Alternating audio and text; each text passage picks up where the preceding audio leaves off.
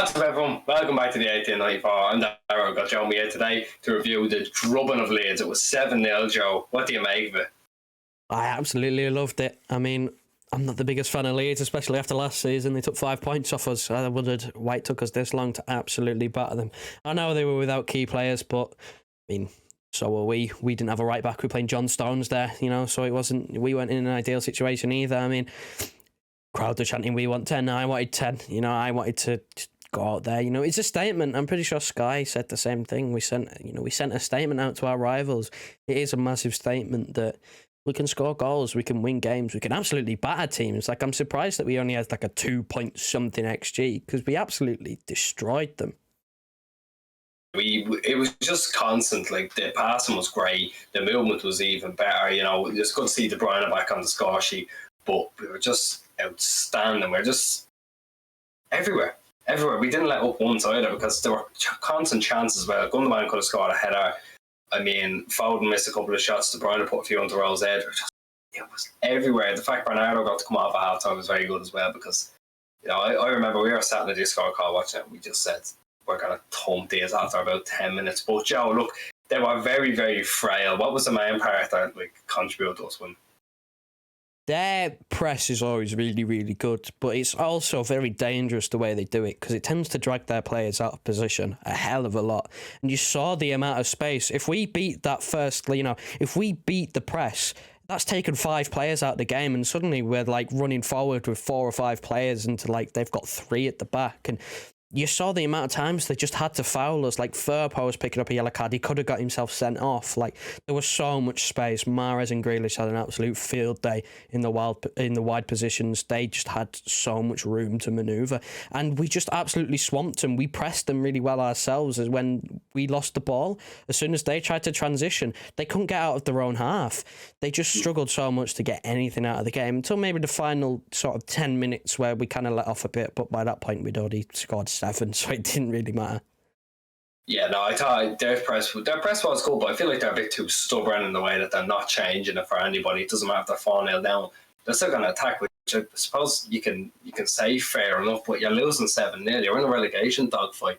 You conceded 5 or 6 against United. They're a good team, but it's just, I said it in the preview, they can get torn apart, and we know that they can get torn apart, which is why I'm so happy we went out and done that. But it was just, I think the way they played and the way they were torn apart, the early goal really, really set us up nicely. That really opened it up, but they were just nowhere. I don't know who they played. I don't know what players they actually played, because none of them were involved in the game at all. But some of the players we played were exceptional. We're going to start off Kevin De Bruyne. Joe, what do you think of him today overall?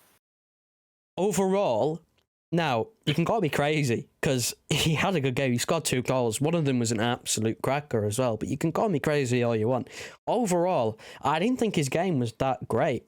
He's still gone without an assist in the Premier League. He still doesn't have one in the league. He only has 1 all season, which is in the Champions League, which is pretty poor for, our main playmaker, our main source of assists. People screaming that, he'd have so many assists if this happened, if that happened.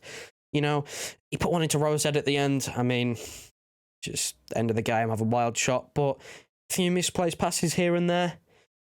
He needs to kind of cut that out a little bit. I think he should have definitely had an assist, though. Bernardo Silva missed an absolute sitter. He should have had an assist today. But at the same time, it doesn't exactly help when you're just not making all of your passes. But I mean, he's scored 2 goals. It's not like you can complain that he had a bad game or anything. No, it wasn't a bad game at all. I do think I think the way you're trying to say is he's still that bit more off his best. But he is. You can't look at it as a negative. But Grealish looked really good as well today. I thought he was getting involved a lot more. His press was good. I just thought everyone's press was good. He was getting back a lot more as well. He was fouled. I'd say he was fouled more so an hour and a half this time than he ever has been. He was getting back and he was instigating attacks from our half and moving it forward. And that's why that middle of the park was so just empty after we beat their press. I thought he was great, and he got the goal to do it. And I think he said it on Twitter as well. And finally, it's happened. I think that was on his own Twitter account. But before we just go for the overall player rating, Joe, what did you think of Grealish? It's funny that he scored with his head of all places to be able to finally score from a cross as well, which is incredible. It's a double whammy. But No, I mean, he deserved a goal for the last games that he's had. He deserved one at one point, and he got it today, albeit it was a header. I mean, he just had so much space on that right-hand side. I don't know why he was allowed, free roam on their right-hand side, running at the fullback on his own. Like, I remember earlier in the season, we were calling for him to take players on. There was one that I remember in my head instantly where we're on the transition and you think he's going to slow down and pass it sideways. He just knocks it on and runs. Like, I know the exact one you're on about. I know the exact one you're on about. We haven't seen him do that this season. So he's clearly learning and adapting as we go along, which we said he'd do. We said he would adapt. We said he would get better in the system. And it shows today he had a much, much better game today than, he's had previous. And the goal just tops it off, really. And, he's starting to pick it up now, which is important at this part in the season. Yeah, that goal is going to be... it's going to be the thing that'll make him stand out more on the stat sheet. But when you're watching the game, you know how good he was today. And he's done it for everyone. I thought everyone was brilliant. And look, we're going to go straight into the player ratings. So I haven't said yet. Edison gets an 8. Nothing to do. But when he was called upon again, I thought he pulled off a great save. I actually hit the post, but he was just... I'm not taking anyone over him at the minute. Zinchenko gets an 8. I thought he was brilliant. Right? I think he has that mentality about him that's like, I want to get back into this team. I don't care how good Cancelo is, I'm going to put in this performance. Thought defensively he was great. He had this handball shout as if he wasn't pushed by Rafinha before he handballed it. But I think he dealt with Rafinha very well. There was no time where we could get done here. I thought he was outstanding. And then the other two centre halves got 8s as well. Again, not much to do. Diaz showed he'd put everything on the line. He ended up down on the ground trying to block things. I tell you, they were both great. Like, you can't get a clean sheet and not turn around and say how good the defence were. And then Stones, he got a goal. It's a great finish, actually. He gets a 9. Joe, what do you think of the defence? Well, the defence that none of us expected, with Stones playing as a right back. I think I said it about 10 minutes before the team came out that I would not be surprised at all if Stones just ends up playing right back, because I can't see anyone else. I can't see him just throwing in Egan Riley in a game like this against Leeds, who will just press as well, and that could be our weak point, and they go down that side and tie it as well, which of course they didn't do because Stones was there. He got forward a surprising amount of Stones, to be fair to him. He played like a natural right back at times. Obviously got the goal, took him a couple of attempts, but it's a great finish. It's a great finish. I don't know how he's managed it, but he's done it. And then everyone else gets an 8. We weren't troubled really at all. And when we were, they dealt with it really well. There was a few times I remember you kind of going, oh dear, they've got past one man. Laporte was there. They got past another man. Zinchenko was there and Diaz was there. And Edison didn't really have much to do. His kicking almost gave you a heart attack at one point because you thought he'd hit it straight at the first man. But it's another clean sheet. Back-to-back clean sheets. It's something that we need, because I see people saying we haven't kept many this season compared to last season anyway. Actually very impressed with when it comes to defences. We usually say, we looked at that, we're in the call earlier, we looked at that and we went, right, that's going to be the same thing as last year when we had Cancelo tucking inside. We thought Zinchenko took inside, which he did. But we thought Stones would just form a back three. Stones was getting forward. Stones was playing that Walker role where he was getting forward. He scored from it as well. He was in the box. He was the fox in the box for a few chances as well. I know De Bruyne could have cut one back to him. I think Gundogan could have cut one back to him as well. Like, he was in that box. He was ready to score goals. I thought it was mental, because I thought it would just form the back three is the consensus thing of what we can do before the kick-off. But it just shows how versatile the squad is, that you can have a centre-half playing as a right-back and getting to score a goal whilst playing as an inverted, pretty much all the midfielder. So I was really happy with that. But then going to midfield, Rodri gets a 10.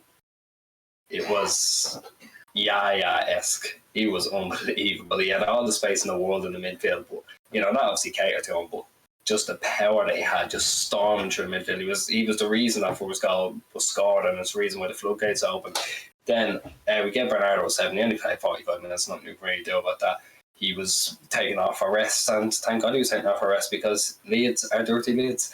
And then De Bruyne, he got a 9. He was very, very good. I thought the second goal was great. Doesn't matter if he should have saved that. I think it's about 6'6" and straight down his throat, but it was a great goal. Joe, tell us about the midfield. How many more times have we got to single out Rodri? I mean, I know he only played 55 minutes, I think, around about that, 10 minutes into the second half, but oh my word, was he absolutely incredible. He turned into Messi for 2 of the goals. Like, he started dribbling into the box, which is absolutely unheard of for someone who last year was just backwards, sideways, backwards, sideways. You know, he's actually progressing the ball, not just with his passes, but he got one assist, didn't get the assist for the first one, but he still made it. Like, he still drove into the box and drove into the space. I think 10 man of the match is fully deserved. He's absolutely incredible, and the substitutions were spot on, taking off our 3 most important players. Relatively early on, getting them some rest. We don't have the most games because we are at the Carabao Cup. We don't have that extra, game in December. But it's not like we have a clear schedule where it's 1 game a week either. We still do have a couple of midweek games in there. So you do need to give them a rest when you can. Bernardo, halftime sub. I mean, there's not really much you can say. You didn't really notice him during the game doing too much, but I guess that's what happens when you only play 45 minutes and, he didn't get a goal, should have got one, but game's a game. He's been so good this season. You can't really criticise him for missing one because it was bound to happen at one point, when he's top scorer in the league for us. You can't really knock him for that. And then De Bruyne again, he needs an assist. He needs to add that this season for him to get back to his best. He had a good game today, but he's still a little bit off it, and I think you can tell he's getting there, with a couple of goals. Yeah, look, it's only going to be if we can get a few more of these games where we can go out and bash them 7-0 and get people's confidence up, and just it was liquid football. I think we took the loss and the draw personally last year, and we just went and took them. Then going into the front three, Foden got a 9. I was pushing for a 10. I thought he was outstanding. I think he was absolutely flawless today, and I was pushing for a 10. We gave him a 9. I think if he had scored, if he was onside, which he was very close to being, he would have got a 10, but I thought he was outstanding. Grealish and Mahrez both get an 8. I thought they were both really, really good. I think we're just kind of holding off on giving out 9s to everyone in this kind of game, but they were just... I thought Mahrez as well, he scored a goal. It was deflected in off that fair, but that fair fella is dog shit. He got torn apart. And then, there was one stage Mahrez got the ball in the first half, where he was literally playing as the centre forward, and Ailing converging him, Fairpo converging him. They weren't giving Grealish that attention. I think that's why he stood out a lot more as well. He was taking men on, like Joe said. Joe was talking about how he took men on, and he beat a few men, and I think that gave him a lot more confidence as well. But I think the main theme over the last while has been progression and adaptation, as in Rodri's progressing. He's being progressive with the ball. He's adapting to Pep's style of football. That's what Grealish is doing as well. That's going to be the main theme of the season. That's what's going to get us over the line. Because I think me and Joe both agree, we firmly believe we're going to win the Premier League and maybe more this season, especially if this form is going to kick on. But Joe, what do you think of the ratings for the front three? Foden's so close to getting the second goal, but his big toe was offside, unfortunately, so it doesn't count.